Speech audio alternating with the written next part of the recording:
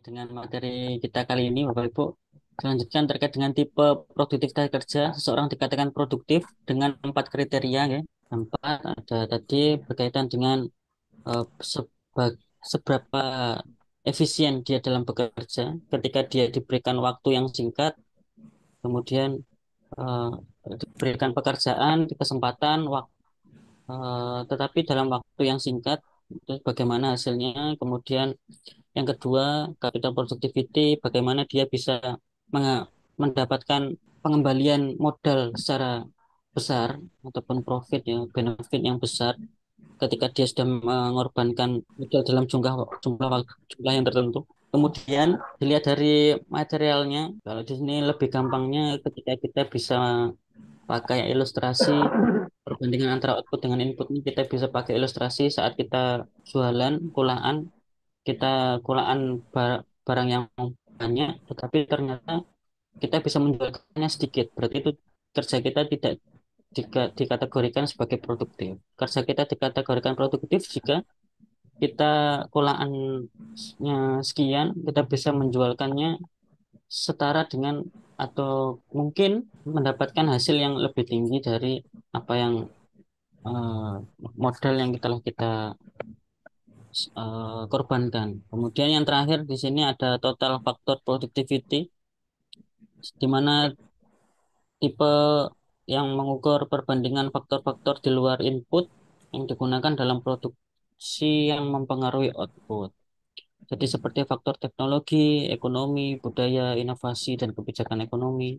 Nah, dalam hal ini nanti pembaruan-pembaruan inovasi yang kita buat supaya kita bisa tetap bersaing dalam pasar, maka itu yang menentukan kinerja kita produktif atau tidak. Jika kita bekerja mengerjakan satu kerjaan yang sama dalam jangka waktu yang lama, kita mengerjakan itu saja, berarti kita tidak dikatakan produktif. Jadi dalam poin yang terakhir di sini, kita dikatakan produktif, penilaian kinerja seorang karyawan dikatakan produktif saat dia mampu memvariasi pekerjaannya. Pekerjaannya itu divariasi, menciptakan inovasi yang baru, pengembangan-pengembangan.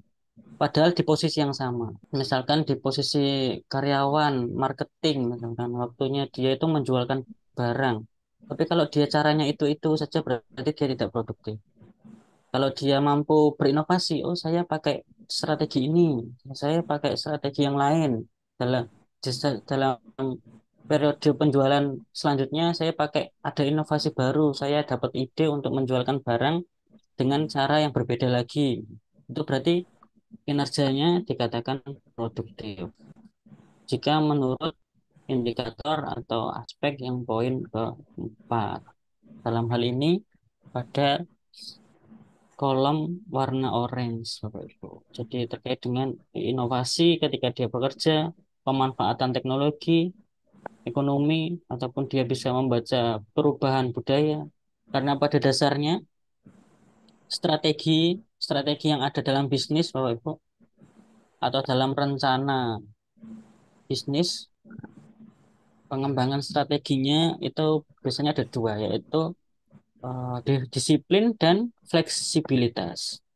Nah, bagaimana kita bisa menyelaraskan kok disiplin identik dengan stuck, ya, sesuai dengan aturan, nggak lurus, nggak toleh-toleh, nah, disiplin.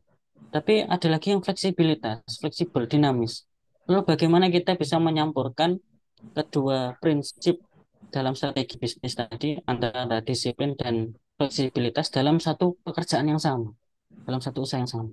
Nah, itulah pada dasarnya bagaimana kita diminta untuk selalu atau dituntut untuk selalu bisa produktif, di mana kita juga bisa menyelaraskan antara disiplin dan fleksibilitas tadi, yaitu di mana saat sebuah perusahaan ataupun kita, ya, dalam diri kita sendiri, Bapak Ibu, sebagai entah itu pelaku usaha ataupun sebagai karyawan dan lain sebagainya, maka kita juga harus tetap berpegang pada strategi yang telah ditetapkan bersama. Disiplinnya ada di sana. Dikatakan disiplin saat kita bisa tetap berpegang teguh pada strategi yang disepakati bersama. Lalu fleksibilitasnya terletak pada apa? Fleksibel dilihat dari bagaimana kemampuan kita untuk menemukan cara baru yang harapannya itu bisa terus berkembang seiring dengan perubahan-perubahan yang ada dalam lapangan. Nah, jadi kita tetap berpegang pada strategi, tetapi pelaksanaannya saat di lapangan itu kita bisa mengembangkan sesuai dengan temuan-temuan yang kita atau ide atau gagasan yang kita temukan di saat-saat kita terjun di lapangan tadi. Karena pada dasarnya saat melakukan bisnis di kantor kita membuat strategi nih, strategi, kemudian oke, terus saat pelaksanaan di lapangan, tapi saat pelaksanaan di lapangan ternyata ada yang berbeda. Ada jadi di lapangan lebih dinamis, tidak sesuai, ada yang tidak sesuai, ada yang sesuai. Itu bagaimana cara kita untuk menemukan metode-metode baru agar strateginya ini tetap bisa berjalan. Jadi disiplin dan fleksibilitas bergabung menjadi satu di dalam sebuah bisnis yang kita jalankan. Oke, kemudian ada dalam hal ini yaitu cara meningkatkan produktivitas kerja. Dalam buku PB, pengantar bisnis, pengantar bisnis yang jadi sumber rujukan belajar kita, Bapak Ibu. Nah, itu ada tiga tiga metode yang ditawarkan. Yang pertama ada komunikasi, ada observasi, kemudian ada reward. Nah, untuk meningkatkan produktivitas. Komunikasi, bagaimana komunikasi ini bisa meningkatkan produktivitas? Nah, itu ada indikator-indikator yang harus dipenuhi. Yang pertama, di mana kita juga bisa menyampaikan tujuan perusahaan dengan jelas. Persamaan persepsi sebelum dia bekerja, sebelum karyawan ini bekerja, ataupun sebelum kita bekerja, kita harus menyamakan persepsi. Jadi kita saat bekerja itu tidak bergerak sendiri sesuai dengan keinginan kita, tetapi kita bergerak sesuai dengan keinginan kita, tetapi sesuai dengan jalur yang telah ditetapkan, tujuan yang telah disepakati bersama. Jadi bergeraknya tidak sia-sia karena punya tujuan perusahaan yang jelas. Kemudian memastikan karyawan atau tugas dan tanggung jawabnya. Jadi maka dari itu ada garis-garis ini ya, garis besar haluan kerja biasanya. Di sana ada rincian job description atau deskripsi kerja yang harus diselesaikan oleh kita, baik itu tenaga kerja, karyawan ataupun si pelaku usaha itu sendiri. Makanya tugasnya itu jelas dan pasti. Dia harus mengerjakan dalam ruang lingkup yang mana dan disesuaikan dengan kemampuannya. Right man in the right place. Orang yang tepat berada di tempat yang tepat. Kemudian komunikasi dalam melakukan evaluasi penilaian dan feedback. Nah, ini yang menjadi kendala biasanya. Ada beberapa eh, pelaku usaha ataupun ini ya, mereka salah atau kurang tepat ya, bukan salah, kurang tepat dalam melaksanakan komunikasi ketika pada tahapan evaluasi, penilaian dan feedback. Kurang tepatnya dari siapa biasanya melakukan menyampaikan penilaian itu komunikasinya itu eh, misalkan dari bosnya atau pemilik pelaku usahanya, dia menyampaikan evaluasi penilaiannya kepada karyawannya itu di dalam forum atau di depan orang banyak. Akhirnya karyawannya itu merasa minder, kepercayaan dirinya turun. Bah, saya kok apa terus jadi kurang kurang semangat dalam bekerja misalnya. Jadi komunikasi dalam hal evaluasi dan penilaian dan feedback ini sangat sensitif ya ketika diterapkan dalam dunia bisnis. Loh. Jadi Evaluasi. pola Pak Deva ya. Jadi pola komunikasi antara karyawan dan atasan bisa berpengaruh kepada ini Pak ya, Jadi kinerja pada karyawan tadi ya. kinerja karyawan itu sendiri. Maka dari itu ini cara meningkatkan produktivitas komunikasi masuk pada poin pertama Bapak Agus. Jadi bagaimana komunikasi ini berperan sentral dalam produktivitas kerja seseorang karena dia menyangkut dalam diri diri apa internal diri dia sendiri, faktor internal saat dia dilakukan. Yang kedua ada observasi. Nah, di sini melakukan pengamatan penurunan produktif karyawan itu karena apa? Kemudian sehingga mempengaruhi perusahaan atau bisnis secara keseluruhan itu berdampak apa sebab akibatnya ya, kausalitas. Kenapa ini bisa terjadi? Pasti ada sesuatu yang melatar belakangi. Nah, maka dari itu melakukan pengamatan, observasi yang nanti akan berimplikasi pada bagaimana rencana dan strategi untuk memanfaatkan gangguan tersebut. Jadi mengubah ya antara ancaman menjadi peluang. Mungkin contohnya eh, produktivitas karyawan nomor produktivitas karyawan itu menurun karena dia bekerja di dua tempat misalnya. Oh dia pagi kerja di sini, malam kerja di tempat lain, sehingga produktivitasnya di sini itu dia menurun. Terus melakukan observasi kenapa kok menurun? Oh ternyata dia bekerja di dua tempat. Maka dari itu kita harus memanfaatkan eh, bagaimana penurunan produktivitas tadi karena dia bekerja di dua tempat, maka kita jadikan strategi. Oh, gimana kalau tempat kedua dia bekerja itu juga diajak kerjasama, misalkan. Jadi memiliki rencana dan strategi untuk memanfaatkan gangguan tadi menjadi sebuah peluang. Nah, yang ketiga di sini memberikan reward, oke. Mengenali hasil pekerjaan karyawan, memberikan insentif tadi, memberikan bonus tahunan jika ada peningkatan kerja. Nah, harapannya ketika dia bekerja dengan baik, di samping prestisnya, nilai nilai dirinya juga terangkat karena mencapai target, dia juga memiliki eh, pendapatan material yang lain. Di samping dengan prestis, apa yang dia dapatkan, juga dia juga sampai mendapatkan pengakuan, dia juga mendapatkan efek lain. Oke, selanjutnya untuk faktor yang mempengaruhi produktivitas kerja, Bapak Ibu, di sini seperti tadi ya, ada pengetahuan, keterampilan, kemampuan, sikap, perilaku behavior. Pengetahuan, keterampilan, skill, pengetahuan ya. Seperti tadi, bagaimana kita bisa Bahwa beraktivitas kerja, pengetahuan yang luas dan pendidikan yang tinggi, mungkin seorang pegawai diharapkan mampu melakukan pekerjaan dengan baik dan produktif. Pengetahuan tidak hanya didapat dari pendidikan formal, tapi juga pendidikan atau pengetahuan dari sisi-sisi yang lain.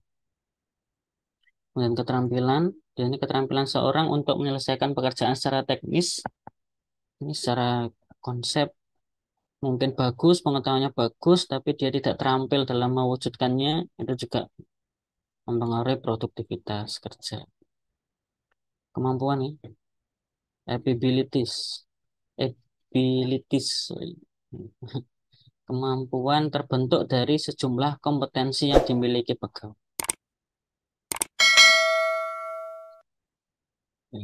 Biasanya ini dibangun dari pengalaman yang dan keterlibatan seseorang dalam banyak bentuk-bentuk kerja atau pekerjaan yang telah diselesaikan. Jadi, kemampuan terasah ketika sejumlah kompetensi yang dimiliki itu bisa ditunjukkan dalam sebuah penyelesaian pekerjaan. Kemudian ada sikap, apabila pegawai memiliki kebiasaan yang baik, hal tersebut dapat menjamin perilaku kerja yang baik pula.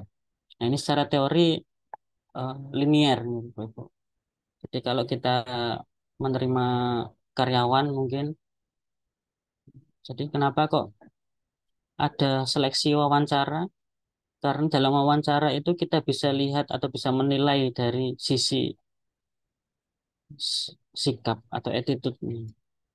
Nah, karena kenapa kok ini menjadi poin yang dijadikan bahan wawancara atau mungkin wawancara itu harus mewakili dari attitude itu sendiri dalam menilai seseorang karena nanti akan berpengaruh pada produktivitas kerjanya.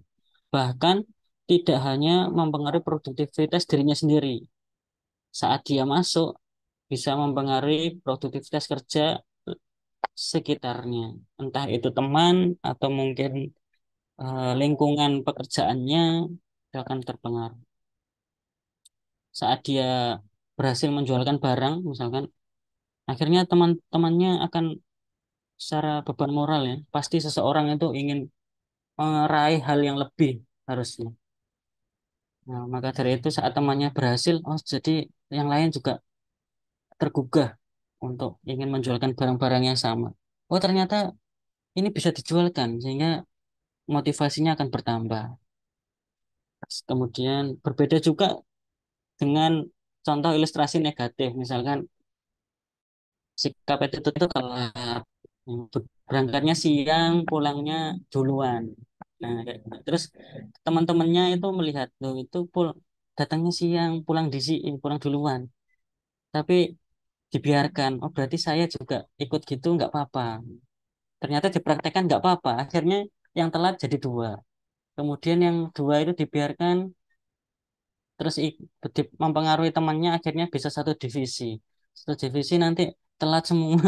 Akhirnya bisa-bisa akan berdampak pada hal yang lebih kompleks dengan faktor yang mempengaruhi produktivitas kerja. Yang selanjutnya di sini ada perilaku behavior. Perilaku berasal dari attitude atau sikap seseorang ya.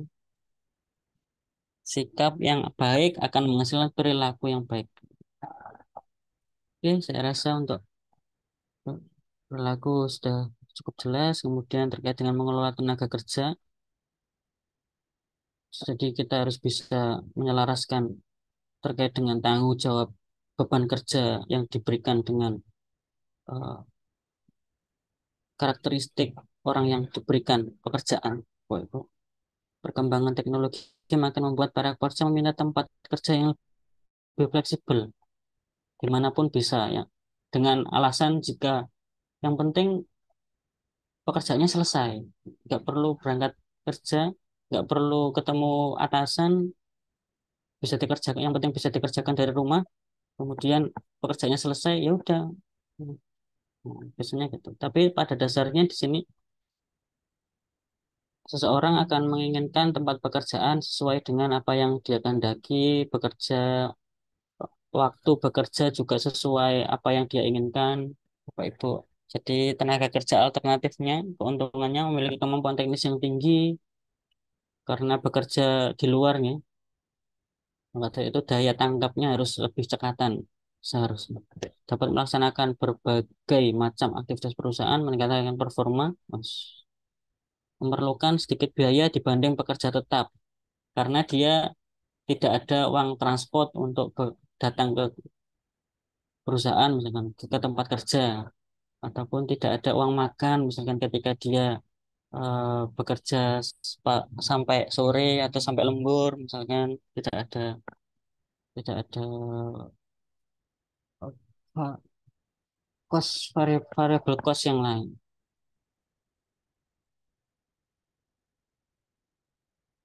Kemudian dalam hal ini manajemen sumber daya manusia SDM ya, fungsi manajemen seperti biasa di sini pasti sudah sering kita jumpai juga di mata kuliah yang lain terkait dengan staffing, rekrutan pegawai itu bagaimana untuk meminimalisir masalah-masalah yang muncul saat karyawan itu masuk dan juga untuk meminimalisir lagi biaya yang dikeluarkan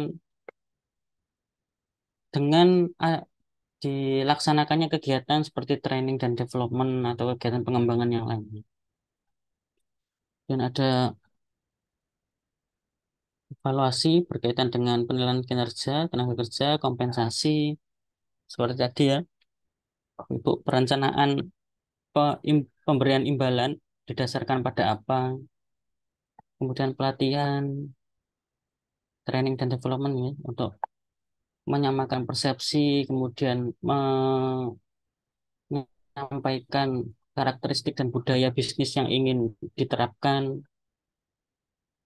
kemudian hubungan karyawan dalam hal ini nanti berkaitan dengan menjembatani perusahaan dengan karyawan atau serikat pekerja, antara para pelaku usaha, manajerial, kemudian dengan karyawan itu sendiri, Kemudian pendalaman masalah berkaitan dengan penelitian dan pencarian masalah ketenaga kerjaan di perusahaan.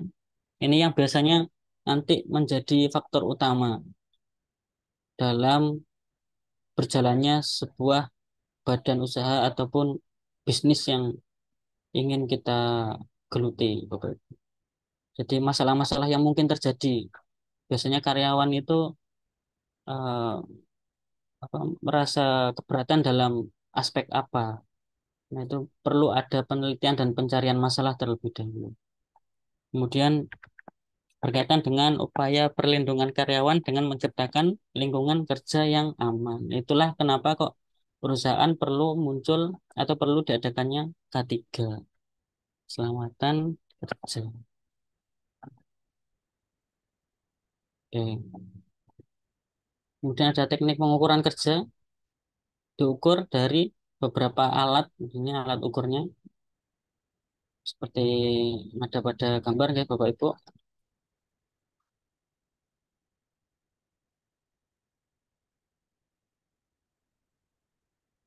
Oke, kemudian yang slide terakhir di sini ada ketenaga kerjaan, tenaga kerja terdidik, terlatih, tidak terdidik, dan tidak terlatih.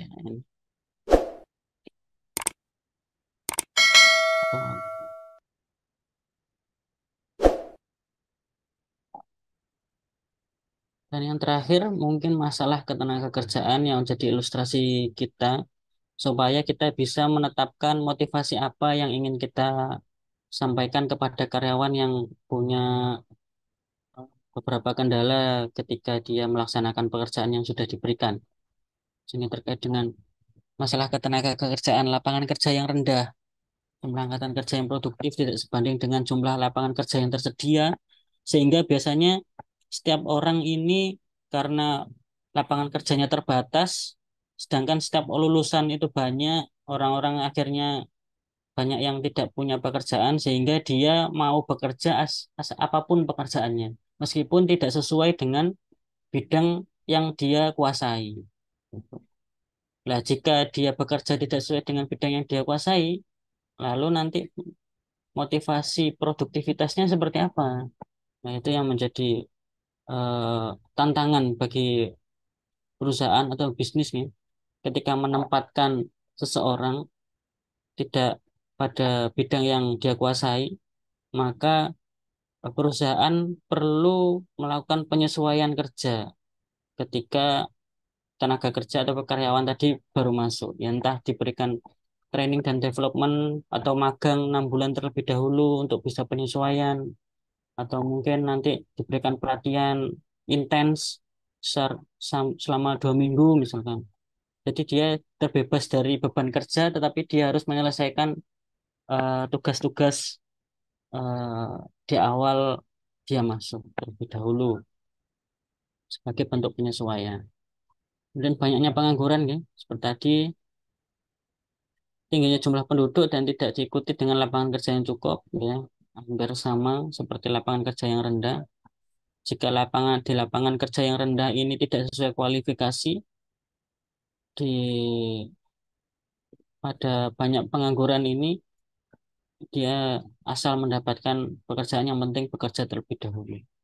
Kemudian kualitas tenaga kerja yang rendah, di mana tingkat pendidikannya rendah, baik formal maupun non formal. Mungkin itu Bapak Ibu terkait dengan materi kita untuk bisa memotivasi karyawan atau mungkin memotivasi diri kita sendiri saat kita menyelesaikan sebuah pekerjaan tertentu dalam kurun waktu yang lama mungkin. Itu yang bisa kita diskusikan. Mungkin ada yang ingin ditanyakan, monggo.